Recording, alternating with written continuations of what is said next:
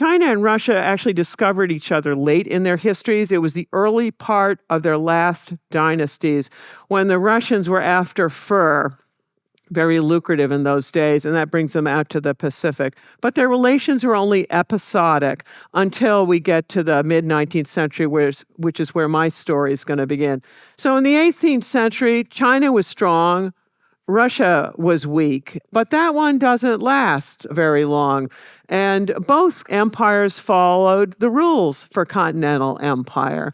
And if you want to survive in a continental world, that's what both of them historically have been. You don't want to have two front wars because you have multiple neighbors, any one of them that can come in at any time. And if they gang up on you, that's trouble. So you take on one at a time.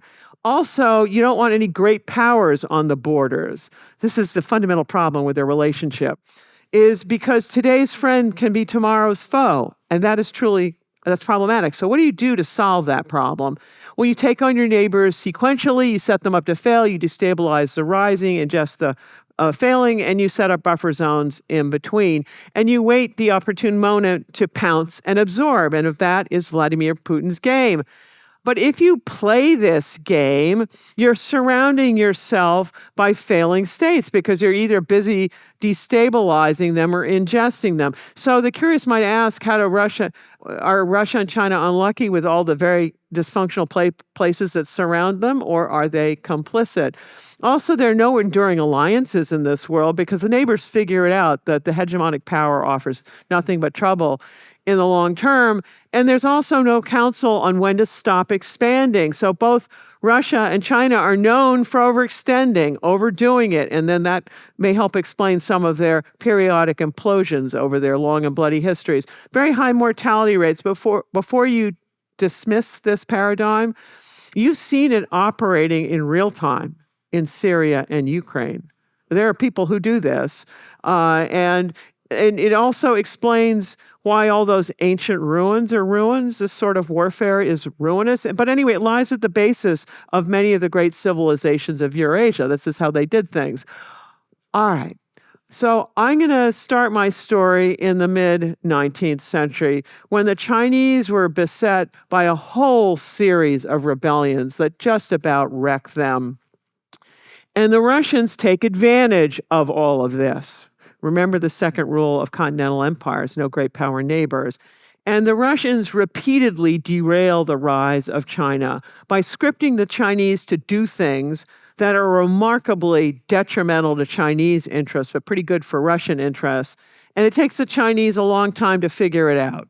They have governments coming and going in this period. It's a difficult period, but they eventually figure it out by the time Mao reunifies China in 1949. So I'm going to go through each of those examples in turn, starting with a really big one, which are the Opium Wars. This is when Britain and France are coming at China in order to force China to trade on their terms.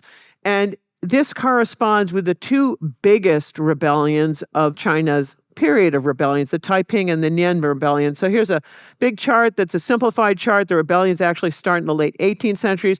The rebellion's a misnomer. These are civil wars. Either people are like minority peoples who want out of empire, they want to secede.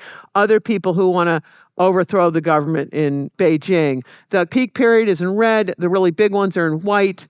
So China, it has got the two-front war problem, right? It's got Europeans coming at them plus all of this. In fact, the Chinese have so many fronts they don't know how to deal with it. So the Russians come on in to the Chinese and say, hey, we can deal with the British and French for you and solve that problem, and then you can deal with all the internal stuff. However, we need to have you sign a couple pieces of paper for us. The Treaty of Aigun of 1858, the Treaty of Peking of 1860, what do? They cede to Russia large swaths of territory in Central Asia and the Pacific coastline. And the Qing dynasty, they were vague on geography. They're beset by these other things. They don't understand that Europeans think these pieces of paper are permanent things. And they figure that once they put their house back in order, they're going to come back and get the territory later. Okay, the second example of ruinous Russian mediation that is going to keep China in turmoil. So in the first Sino-Japanese War, Japan trounces China, boots them from their tributary in Korea. And then the Japanese also want some territory on the Liaodong Peninsula. It isn't labeled very well there. But anyhow, what the Chinese do is they go to the Russians to help them counterbalance Japan so that Japan doesn't take this territory, Chinese territory in the Asian mainland. Russia gets its buddies, France and Germany, the so-called triple intervention, to gang up in Japan, and Japan looks at it, three great powers, I don't think so. So they bail. So that from the Chinese point of view, so far so good, except what the Russians promptly do is take for themselves the very territory that had just been denied to Japan, and the story gets worse.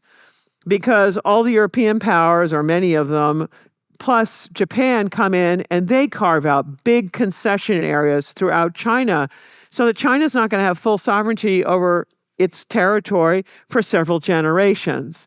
If you enjoyed this clip, you can watch the full episode here and subscribe for more clips. Thanks.